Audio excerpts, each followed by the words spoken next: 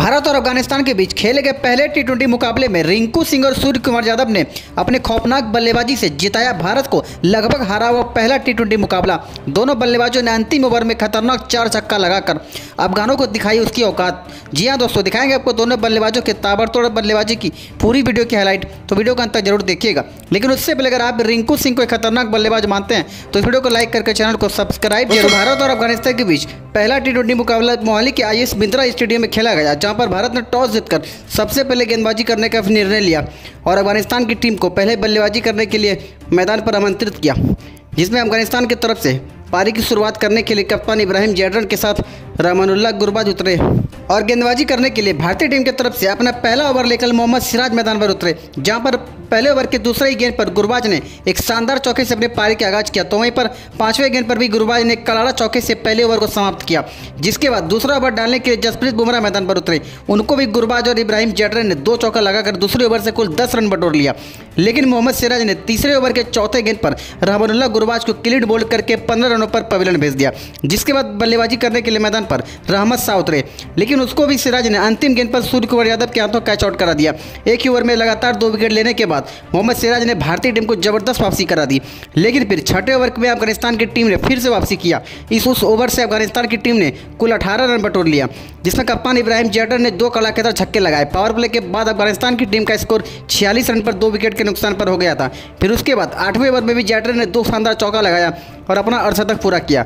लेकिन फिर उसी ओवर के अंतिम गेंद पर अर्शदीप सिंह ने कप्तान इब्राहिम जैडरन को KL राहुल के हाथों कैच आउट करा दिया और यहां पर अफगानिस्तान की टीम को तीसरा विकेट कप्तान जैडरन के रूप में मिला। जिसके बाद बल्लेबाजी करने के लिए मैदान पर नजीबुल्लाह जैडरन उतरे। अगले 15 ओवर तक दोनों ने जबरदस्त बल्लेबाजी की और रन की गति को काफ़ी बढ़ाया। 12वें ओवर में भी अफगानिस्तान ने 100 रन पूरे हो गए थे। यहाँ से भारतीय गेंदबाजों की मुश्किलें बढ़नी शुरू हो गई थी। दोनों बल्लेबाज हर एक ओवर से 10-15 रन बटोर रहे थे, लेकिन 15वें ओवर तक दोनों के बीच 55 रन की साझेदारी भी हो चुकी थी। फिर उसके बाद 16वें ओवर में नजीबुल्लाह जैडरन ने अपना अर्धशतक भी पूरा किया और दूसरी छोर से करीम जरत 38 रन पर बल्लेबाजी कर रहे थे। लेकिन फिर अर्शदीप सिंह ने अंतिम गेंद पर अपनी चतुराई से करीम जरत को भी KL राहुल के हाथों कैच आउट करा दिया, जिसके बाद बल्लेबाजी करने के लिए मैदान पर राशिद खान उतरे और आते ही 17वें ओवर के दूसरे गेंद पर एक कड़ाकेदार छक्के से अपने पारी का आगाज किया। तो वहीं पर उसी ओवर के 5वें गेंद पर भी राशिद खान ने एक और छक्का लॉग-ऑन की दिशा में लगाया। फिर उसके बाद बुमराह के 18वें ओवर से भी राशिद खान और नजीबुल्लाह जैडरन ने एक चौका लगाया। लेकिन फिर उसी ओवर के अंतिम गेंद पर जसप्रीत बुमराह ने नजीबुल्लाह जैडरन को क्लीन बोल्ड कर दिया और यहाँ पर अफगानिस्तान की टीम को 5वां झटका नजीबुल्लाह जैडरन के रूप में लगा, जो कि 68 रनों की खूबसूरत पारी खेलकर पवेलियन लौट गया। जिसके बाद बल्लेबाजी करने के लिए मैदान पर मोहम्मद नबी उतरे और दोनों ने मिलकर 20 ओवर में अपनी टीम के स्कोर को 198 रन तक पहुंचा दिया और भारतीय टीम के सामने 199 रनों का विशाल लक्ष्य रखा। जिसके बाद इस लक्ष्य का पीछा करने के लिए भारतीय टीम की तरफ से ओपनिंग सलामी बल्लेबाज कप्तान रोहित शर्मा के साथ शुभमन गिल मैदान पर उतरे और गेंदबाजी करने के लिए अफगानिस्तान की तरफ से अपना पहला ओवर लेकर फजल हक फारूकी मैदान पर उतरे, जहां पर पहले ओवर में ही कप्तान रोहित शर्मा ने 2 शानदार चौके से अपने पारी का आगाज किया। तो वहीं पर दूसरे ओवर में भी शुभमन गिल ने एक कड़ाकेदार छक्के मिड विकेट के ऊपर से लगाया और चौथे ओवर में भी शुभमन गिल ने 2 बेहतरीन चौका स्वीप शॉट से लगाया। लेकिन 5वें ओवर में भारतीय टीम को पहला झटका शुभमन गिल के रूप में लगा। जी हाँ दोस्तों, राशिद खान ने 5वें ओवर के तीसरे गेंद पर शुभमन गिल को 16 रनों पर LBW आउट करा दिया। जिसके बाद बल्लेबाजी करने के लिए मैदान पर विराट कोहली उतरे। पावर प्ले तो दोनों के बीच जबरदस्त बल्लेबाजी चली। पावर प्ले के बाद भी भारतीय टीम का स्कोर 46 रन पर 1 विकेट होने के नुकसान पर हुआ। लेकिन पावर प्ले के बाद भी दोनों ने जबरदस्त बल्लेबाजी करनी शुरू कर दी। 8वें ओवर को दोनों बल्लेबाजों ने काफ़ी बड़ा बना दिया। विराट कोहली ने 2 शानदार कवर ड्राइव चौका और रोहित शर्मा ने 2 कड़ाकेदार छक्का लगाकर उस ओवर से कुल 22 रन बटोर लिए। लेकिन 9वें ओवर के पहले ही गेंद पर विराट कोहली एक खराब शॉट के कारण अपना कैच रहमानुल्लाह गुरबाज को थमा बैठे और यहाँ पर भारतीय टीम को दूसरा झटका विराट कोहली के रूप में लगा, जो कि काफ़ी विस्फोटक अंदाज में बल्लेबाजी कर रहे थे। विराट कोहली 37 रनों की खूबसूरत पारी खेलकर पवेलियन लौट गया।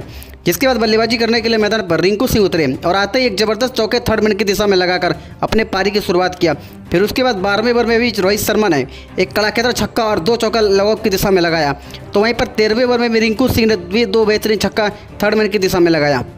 लेकिन मोहम्मद नबी के 15वें ओवर के दूसरे गेंद पर रोहित शर्मा अपना कैच विकेट कीपर को थमा बैठे और यहां पर भारतीय टीम को तीसरा झटका रोहित शर्मा के रूप में लगा, जो कि रोहित शर्मा 48 रनों की विस्फोटक पारी खेलकर पवेलियन लौट गया। जिसके बाद बल्लेबाजी करने के लिए मैदान पर विस्फोटक बल्लेबाज सूर्य कुमार यादव उतरे, जो कि अपने ताबड़तोड़ अंदाज में बल्लेबाजी करने के लिए मशहूर है और आते ही एक ज़बरदस्त चौके से जीत का ऐलान कर दिया।